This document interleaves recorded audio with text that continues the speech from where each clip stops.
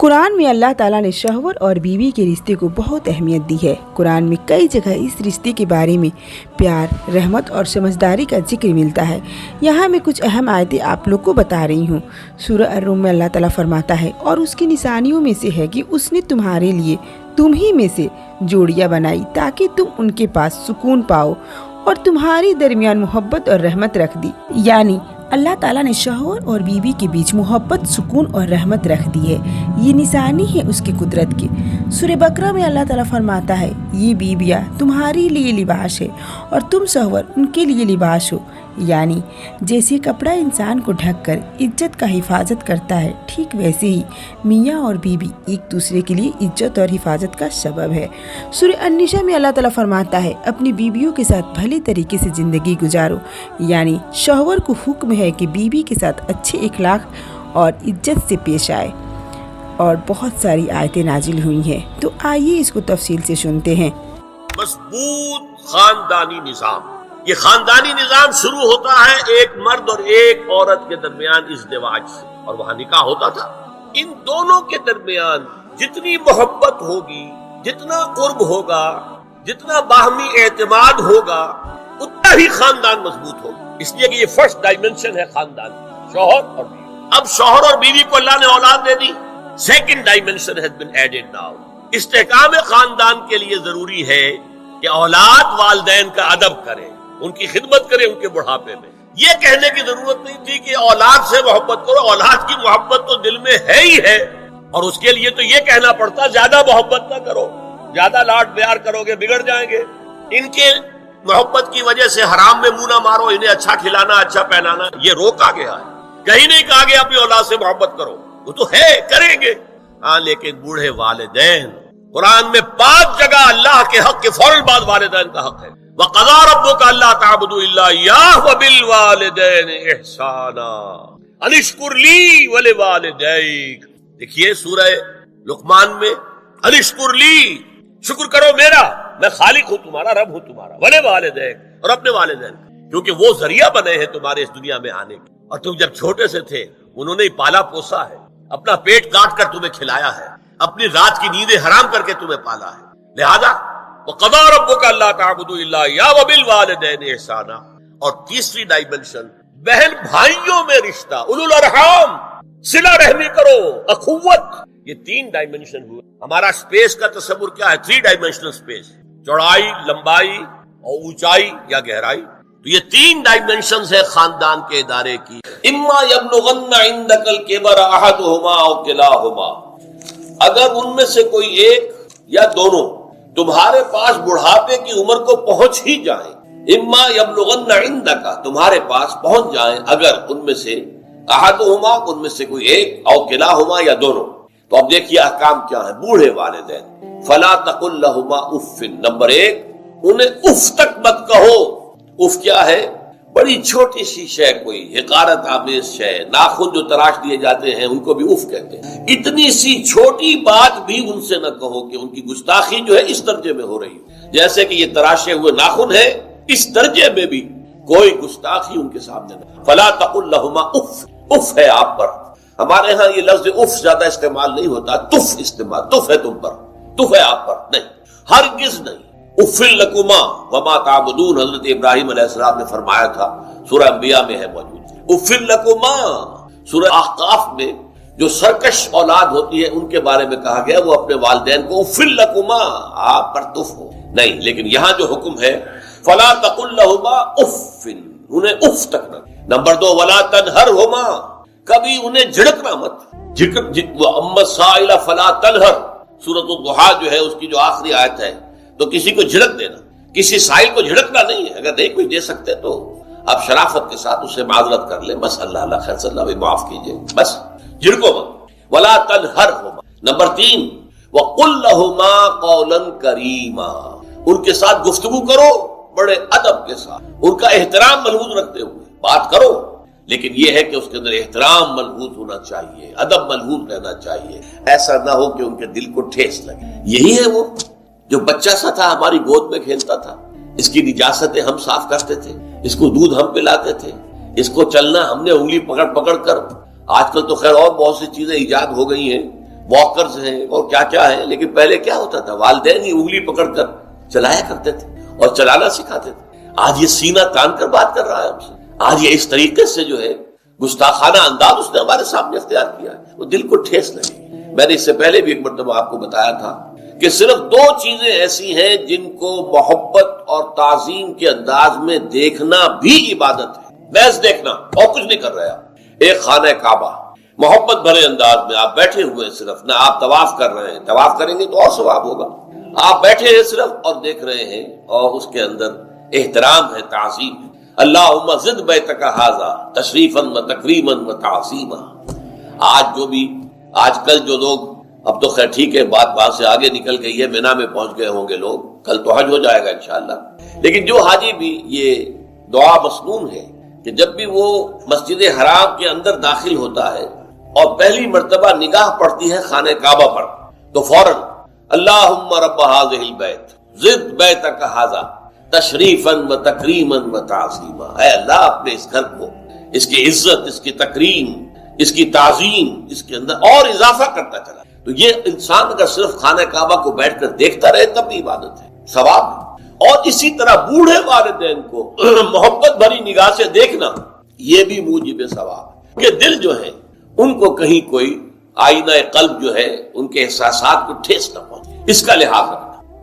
اما یبلغن عندک الکبر احدہما او کلاہما فلا تقل لہما اف ولا تنہرہما وقل لہما قولا کریما واخفض لہما جناح الذل من الرحمہ، اور ان دونوں کے سامنے اپنے کندھوں کو شفقت کے ساتھ، ادب کے ساتھ جھکا کر رکھو۔ یہ جو ابھی میں نے چند الفاظ کہے تھے کہ سینہ تان کر بات کرنا، یہ ایک انداز ہوتا ہے بات کرنے کا۔ ایک یہ ہے کہ آپ بات کر رہے ہیں والدین سے، والدہ سے، والد سے، لیکن جھکے ہوئے، کندھے جھکائے ہوئے۔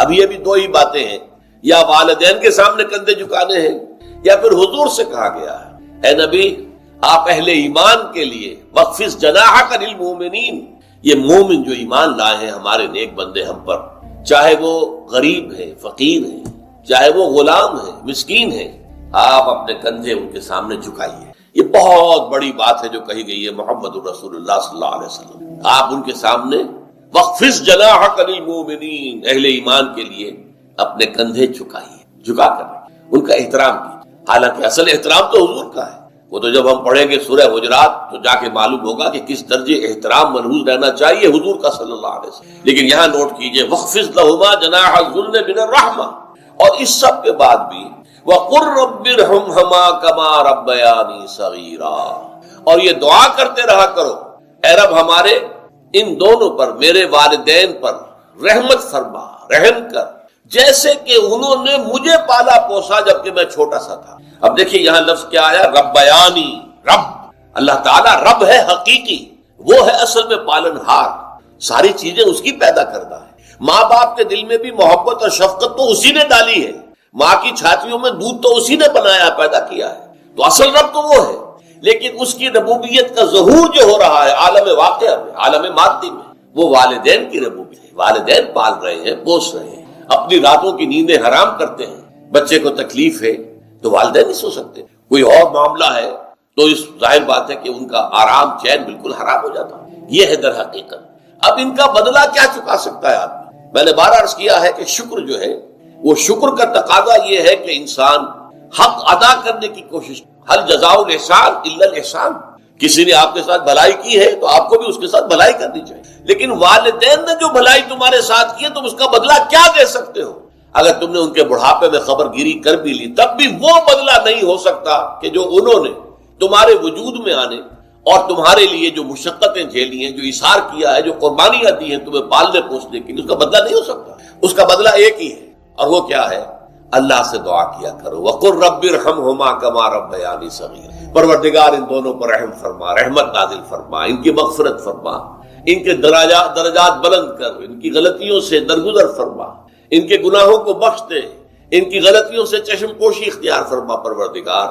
اور یہ در حقیقت میں تجھ سے درخواست کیوں کر رہا ہوں کہ مجھ پر ان کے احسان کا بہت بڑا بوجھ ہے، ان کے احسانات کا بدلہ میں نہیں چکا سکتا۔ وَقُلْ رَبِّ ارْحَمْهُمَا كَمَا رَبَّيَانِي صَغِيرًا، اور کہا کرو اے رب ہمارے، اے رب میرے ان والدین کے اوپر، بوڑھے والدین پر رحم فرما، اور ظاہر بات ہے کہ یہ سلسلہ جو ہے یہ صرف زندگی کا نہیں ہے، ان کے انتقال کے بعد بھی رب ارحمہما کما ربیانی صغیرا، رب اغفر لی ولوالدی وارحمہما کما ربیانی صغیرا، یہ آپ کی نمازوں کے ساتھ دعاؤں میں مستقل دعا ہو جانی چاہیے کہ اے پروردگار مجھے بھی بخشش فرما دے، مجھے بھی بخش دیجو، اور پھر میرے والدین کو بھی بخش دیجو، اور ان پر رحمت نازل کیجو، جیسے کہ اس نے مجھے پالا پوسا تھا جبکہ میں چھوٹا سا تھا۔ وَقُلْ رَبِّ ارْحَمْهُمَا كَمَا رَبَّيَانِي صَغِيرًا۔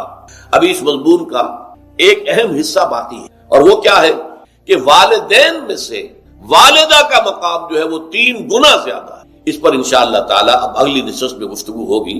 اقول قولی ھذا واستغفر اللہ لی ولکم ولسائر المسلمین والمسلمات۔ اللہ نے مضمون کی تکمیل کے لیے ووصینا الانسان بوالدیہ، اس سے پہلے سورہ عنکبوت میں آیا ہے ووصینا الانسان بوالدیہ حسنا، ہم نے انسان کو وصیت کی ہے والدین کے حق میں بھلائی کی، ایک سلوک کی۔ اچھا، والدین میں سے والدہ کا معاملہ والد کے مقابلے میں بہت بڑھ کر، والد تو آپ کو معلوم ہے جو بھی ایک تعلق ہوا بیوی سے، اس کے بعد کا جو سارا معاملہ ہے وہ تو ماں کے پیٹ میں، ماں کا خون چوس کر وہ بچہ پل رہا ہے۔ حملتہ امہ وہنا علی وہن، اسے اٹھائے رکھا اس کی ماں نے کمزوری پر کمزوری جھیل کر، وفصالہ فی عامین، پھر 2 سال تک جوک کی طرح چمٹا رہا ہے اور اس کا دودھ پیتا رہا ہے، اس کی توانائی سک کرتا رہا۔ لہذا والدہ کا حق والد کے مقابلے میں ایک حدیث نبوی کی روح سے 3 گنا ہے۔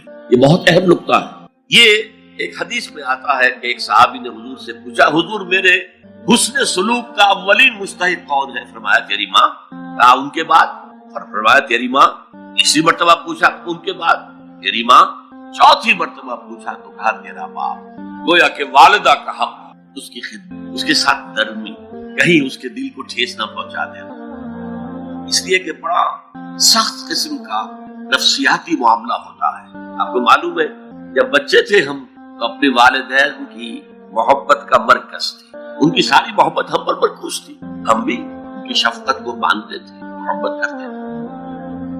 ہماری شادی ہو گئی، اولاد ہو گئی تو ہمارا ایک نیا مرکز محبت وجود میں آ گیا، بیوی سے محبت ہے، اولاد سے محبت۔ اب بوڑھے والدین کے اندر پیاس پیدا ہوئی محبت، یہی ہمارے ہاں ساس بہو کا جھگڑا جو ہے اس کی اصل بنیاد نفسیاتی ہے کہ ان کے دلوں میں پیاس۔ اب اگر ان کی دلجوئی کی جائے، ان کو وقت دیا جائے، ان کے پاس بیٹھا جائے، ان کی باتیں سنی جائے، تب تو ان کو کچھ نہ کچھ جو ہے تسکین ہوتی ہے، ورنہ ایک بڑا احساس محرومی شدید تک۔ یہی وجہ ہے کہ صرف 2 چیزیں ہیں جن کا محض دیکھنا تعظیم اور محبت کے ساتھ موجب ثواب ہے، عبادت۔ خانہ کعبہ کو محض دیکھنا عبادت ہے، بیٹھ کر تعظیماً دیکھتے رہو، طواف بھی نہیں کر رہے، دیکھنا عبادت۔ اور بوڑھے والدین کو محبت بھری نگاہ سے دیکھنا عبادت۔ اب یہاں دیکھیے اللہ تعالیٰ کو جیسے کہ کسی جگہ پر فرمایا کہ ان اللہ لا یستحی من الحق، سورہ احزاب میں ہے کہ تمہارا طرز عمل نبی کے لیے تکلیف دیتا، لیکن نبی حیا کی وجہ سے تم سے کچھ کہہ نہیں سکتے۔ اور اللہ کو تو کوئی حیا جو ہے کسی حقیقت کو روک لینے پر آمادہ نہیں کر سکتی۔ تو یہاں اللہ صاف فرما رہا اشکر لی ولوالدیک، پہلا شکر میرا ہے، خالق میں ہوں، والدین کے دل میں شفقت میں نے ڈالی ہے، مقدم شکر میرا ہوگا۔ ولوالدیک، مخلوق میں سب سے زیادہ شکر والدین کا۔ اور یہ قرآن میں 5 جگہ آیا، وَقَضَىٰ رَبُّكَ أَلَّا تَعْبُدُوا إِلَّا إِيَّاهُ وَبِالْوَالِدَيْنِ إِحْسَانًا، سورہ بنی اسرائیل، سورہ بقرہ میں ہے، سورہ نساء میں، ان اشکر لی ولوالدیک الی المصیر، لوٹنا تو میری طرف ہے، میں حساب لے لوں گا کہ تم نے میرا بھی شکر ادا کیا تھا یا نہیں، اور اپنے والدین کا بھی شکر ادا کیا تھا یا نہیں۔ اب دیکھیے 2 چیزیں آئیں، ایک شکر اللہ کا اور اس کا تقاضا شرک نہ ہو، ایک شکر والدین کا۔ اگر یہ دونوں چیزیں ٹکرا جائیں، کس قدر منطقی ربط ہے قرآن مجید کی آیات میں۔ والدین حکم دے رہے ہیں شرک کرو، کیا کریں؟ آپ کے علم میں ہوگا حضرت سعد ابن ابی وقاص رضی اللہ تعالی عنہ 10 مبشرہ میں نوجوان تھے، ایز اے ٹین ایجر ایمان لائے ہیں حضور۔ باپ کو فوت ہوئے عرصہ ہو گیا تھا، ماں نے بڑی محبت سے، مال بہت چھوڑ گیا تھا باپ، ناز و نام میں پالا۔ اب سعد ایمان لے آئے حضور، والدہ نے کہا تم نے اپنے باپ کے دین کو چھوڑ دیا، میں جان دے دوں گی اگر تم اس سے واپس نہ آئے اور اپنے مشرکانہ عقائد کو تم نے دوبارہ اختیار نہ کیا، مرن برت رکھ لیا۔ اب کیا بیت رہی ہوگی، کس قدر سلیم الفطرت نوجوان تھا سعد، جو نوجوانی میں حضور پر ایمان لایا، لیکن فطرت کے اندر جو چیز مثبت تھی، والدین کا ادب، اللہ جسے اپنی طرف منسوب کر رہا ہے وہ فطرت ہے۔ اب یہ ٹکرا رہے ہیں، کیا کریں؟ آیت نازل ہوئی، اور یہ آیت سورہ عنکبوت میں بھی ہے، جیسا کہ میں نے بیان کیا کہ نہیں، یہاں اگر وہ تمہیں مجبور کرے، جاہدا کا لفظ بھی یہاں پہ نوٹ کیجئے، اگر تم سے جہاد کرے، یہ جہاد صرف مسلمان نہیں کرتا، جہاد تو کافر بھی کرتا ہے، مشرک بھی کرتا ہے، لیکن جہاد ہے، مجبور کر رہے ہیں، پریس کر رہے ہیں کہ اپنے آبائی دین میں واپس آ جائے۔ مصعب بن عمیر کو برہنہ مادرزاد کر کے چچا نے نکال دیا، نہایت ناز و نام میں پلا ہوا ایک نوجوان۔ نہرو جی کے بارے میں کہا جاتا ہے ان کے کپڑے پیرس سے سل کر آتے تھے، ان کا 200 درہم کا جوڑا شام سے تیار ہو کر آتا تھا۔ باپ اتنی دولت چھوڑ گئے، اور جہاں سے مصعب گزر جاتا تھا خوشبو اتنی رچی بسی ہوتی تھی ان کے لباس میں کہ پوری گلی، پورا بازار مہک جا رہا ہے، لوگ ہاں مصعب جا رہا۔ جب ایمان لے آئے، چچا نے کہا دیکھو یہ ساری دولت تمہارے مشرک باپ کی، اب نکل جاؤ گھر سے، تمہارا کوئی حق نہیں ہے۔ اٹھ کر چلنے لگے تو کہا یہ کپڑے جو تمہارے جسم پر ہے وہ بھی اسی مشرک باپ کے، اتار دو۔ مادرزاد برہنہ ہو کر ماں کے پاس آئے، انہوں نے آنکھوں پر ہاتھ رکھے، وہ سب کیا ہوا ہے؟ کہا ماں میں موحد ہوں، یہ ہے توحید۔ موحد اپنے آپ کو سمجھنا کچھ اور ہے، زندہ قوت تھی زمانے میں یہ توحید کا بھی، اور اب کیا ہے؟ فقط ایک مسئلہ علم کلام۔ وَإِن جَاهَدَاكَ عَلَىٰ أَن تُشْرِكَ بِي مَا لَيْسَ لَكَ بِهِ عِلْمٌ فَلَا تُطِعْهُمَا۔ اچھا، یہ دو انداز آتے ہیں شرک کے بارے میں۔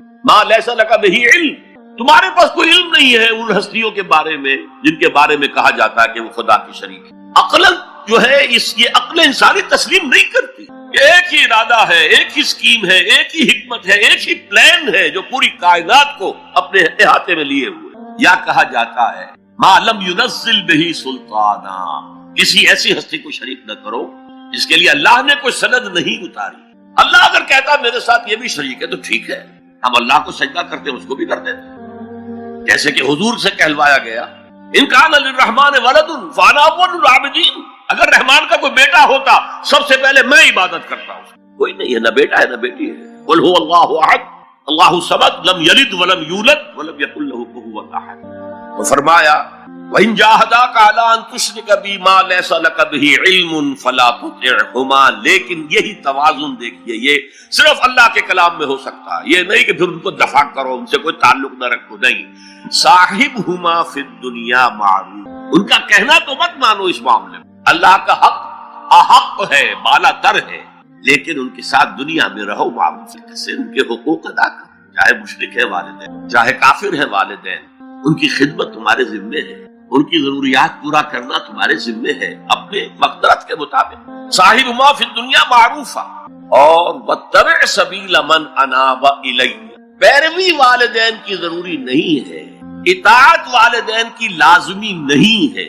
لا طاعت لمخلوق فی معصیت الخالق، کسی مخلوق کی اطاعت نہیں کی جا سکتی اگر اس سے خالق کی معصیت لازم آ رہی، تو والدین کے لیے بھی ہے۔ اطاعت مطلق نہیں ہے، پیروی ان کی ضروری نہیں ہے، پیروی اس کی کرو جس نے اپنا رخ میری طرف کر لیا۔ ابھی اللہ کا کلام چل رہا ہے، درمیان میں جو آیا ہے اتباع اس کی، دیکھو کون ہے جس نے اپنا رخ میری طرف کر لیا ہے، پیروی اس کی کرو، والدین کی نہیں۔ اسی لیے سورہ بقرہ کے 3 رکوع کی پہلی آیت جہاں حضور کی دعوت کا بیان ہے، وہ کیا ہے؟